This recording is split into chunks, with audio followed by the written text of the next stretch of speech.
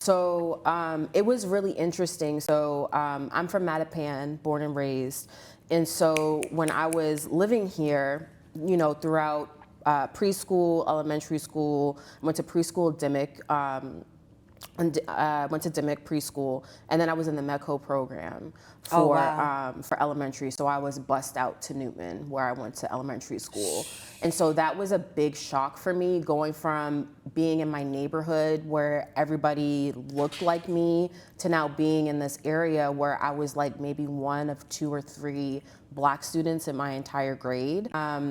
So I started to notice, I think, the differences, like, that's weird. Like, when I go over here, mostly everybody's white. Then when I go over here, most people are of color. And then when I would invite my friends from elementary school to my house for birthday parties, none of them would come because of where I lived. None of them wanted to go to Mattapan.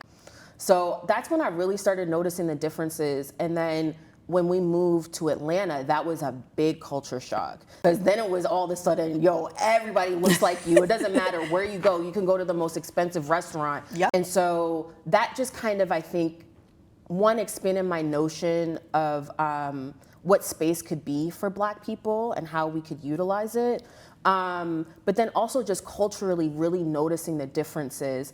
I think one of the biggest things that I noticed was that I almost preferred the racism of the South to the racism in Boston because it was much more overt and they were much more blatant about it. But in Boston, It was hidden. it's very different, and it's almost a little bit more insidious because it is that way. But I have really had to explain to them, like, no, we have whole ass communities of Black and brown people in Boston. And that's, again, when I learned, like, oh, damn, like, this city really has this reputation that completely erases the existence of people like you and me.